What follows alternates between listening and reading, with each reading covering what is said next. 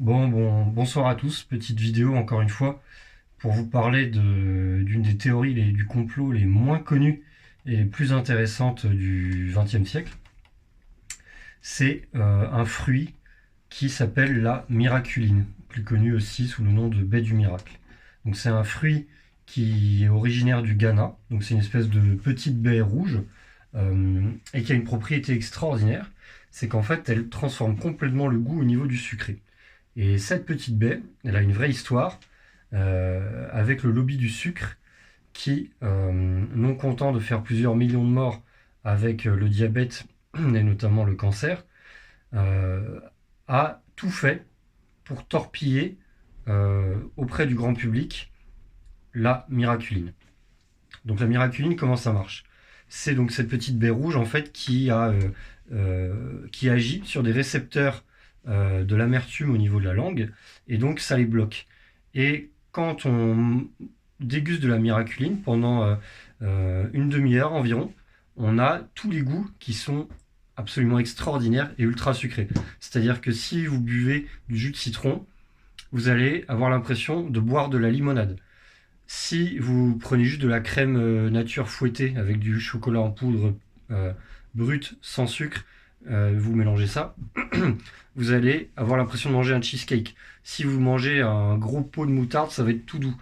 Si vous mangez les fraises, ça va être les fraises, les meilleures fraises de votre vie. C'est vraiment super bon. Moi, j'ai eu l'occasion de goûter de la miraculine.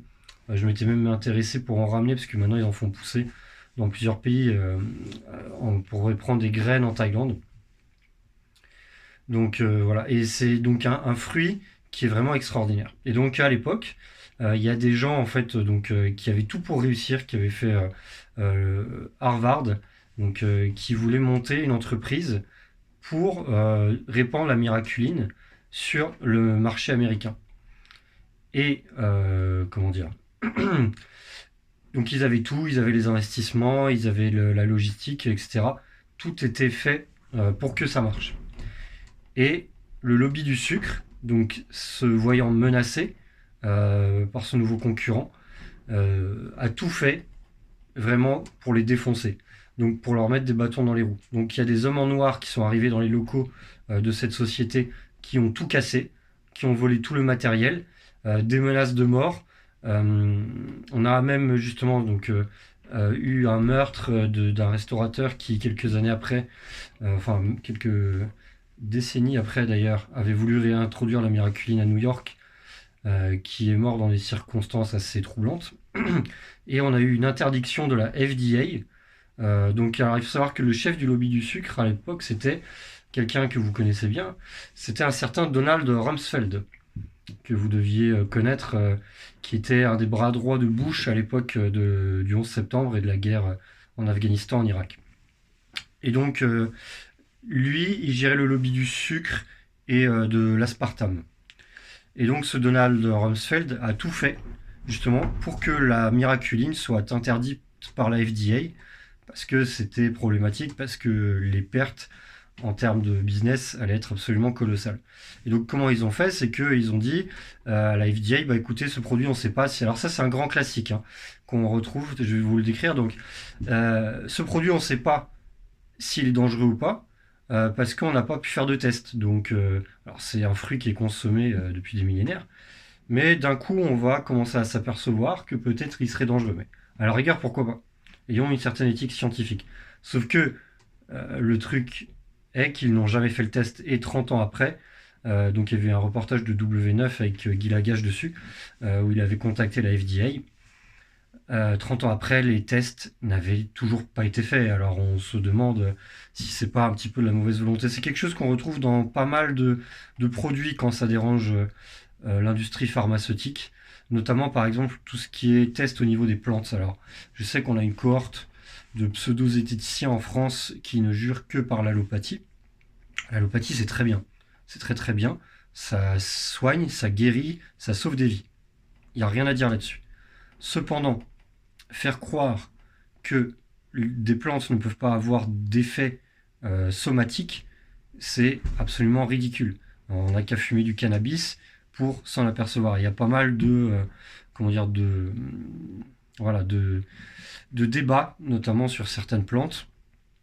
Alors moi je trancherai même pas, hein, comme l'artémisia, comme les feuilles de corosol, etc. Le truc, c'est que naturellement, le business fait que on n'a pas intérêt à vous vendre un produit naturel parce qu'il faut mieux pouvoir poser un brevet, pouvoir isoler la molécule et faire en sorte que ce soit pas accessible au grand public. Par exemple, là, il y a un acide aminé qui est essentiel, et qui est très très important pour la santé, notamment d'ailleurs pour le cancer, qui s'appelle le sélénium. Aujourd'hui, on va prescrire des comprimés de sélénium. Il suffit juste de manger 3 noix du Brésil pour avoir les apports à 100% pour une journée en termes de sélénium. Et ça, évidemment, c'est pas quelque chose qu'on va apprendre aux étudiants en médecine. Donc pour revenir à la miraculine, donc les tests n'ont jamais été faits et tout a été fait pour torpiller avec des menaces de mort, avec de la destruction, avec même probablement des assassinats.